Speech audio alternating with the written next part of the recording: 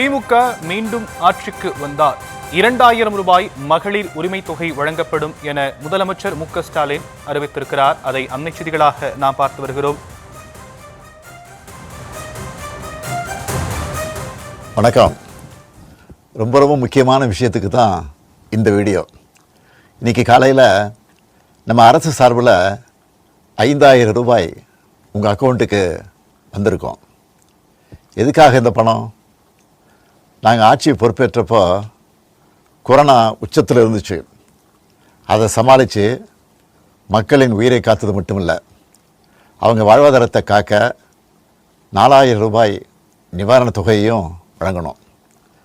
சென்ற ஆட்சி விட்டுட்டு போன கடுமையான நிதி நெருக்கடியை சமாளித்து திமுக மீண்டும் ஆட்சிக்கு வந்தால் 2000 ரூபாயாக மகளிர் உரிமை தொகை உயர்த்தி வழங்கப்படும் என முதலமைச்சர் முன்னதாக அறிவித்திருந்த நிலையில் இது குறித்து பேசுவதற்காக காங்கிரஸ் மாநில தலைவர் செல்வ பெருந்தகை அவர்கள் நம்மோடு இணைப்பில் இணைந்திருக்கிறார். அவரிடம் பேசலாம். சார், இணைப்பில் இணைந்தமைக்கு நன்றி. திமுக ஆட்சிக்கு வந்தால் 2000 ரூபாய் மகளிர் உரிமை தொகை உயர்த்தி வழங்கப்படும் அப்படின்னு சொல்லியிருக்கிறாரு. அதே போல 5000 ரூபாய் வரவு வைக்கப்பட்டிருக்கு. இதை நீங்க எப்படி பாக்குறீங்க? இது வரவேற்க தகுந்தது, ஒரு மகிழ்ச்சிகரமான நிகழ்ச்சி.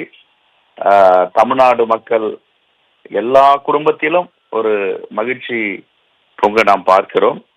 இது வரலாற்று சிறப்புமிக்க நிகழ்வாகத்தான் என்னால் பார்க்க முடிகிறது. தமிழ்நாடு காங்கிரஸ் கமிட்டியின் சார்பாக மாண்பு முதலமைச்சருக்கு தமிழ்நாட்டு மக்களுடைய நலன் காக்க, அவர்கள் மகிழ்ச்சி அடைய, அவருடைய பொருளாதாரம் மேம்பட இந்த 5000 ரூபாய் கொடுத்தது. தேர்தலுக்கு பிறகு மீண்டும் இந்த 1000 ரூபாயை 2000 ரூபாய் அறிவிப்பதெல்லாம் ஒரு சாதாரண விஷயம் இல்லை. மனம் உள்ளவர்களுக்கு, இதயம் உள்ளவர்களுக்கு தான் இந்த இப்படிப்பட்ட ஒரு வரலாற்று சிறப்புமிக்க அறிவிப்புகளை செய்ய முடியும். மக்களை சார்ந்து, மக்கள் நலன் சார்ந்து இந்த ஆட்சி தொடர்ந்து செயல்படுகிறது என்று இது ஒரு முன்னுதாரணம்.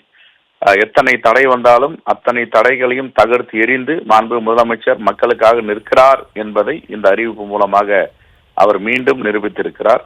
ஆகவே மனமார்ந்த நன்றியையும் வாழ்த்துக்களையும் தமிழ்நாடு காங்கிரஸ் கமிட்டியின் சார்பாக பாராட்டுகளையும் மாண்பு முதலமைச்சருக்கு தெரிவித்துக் கொள்கிறோம்.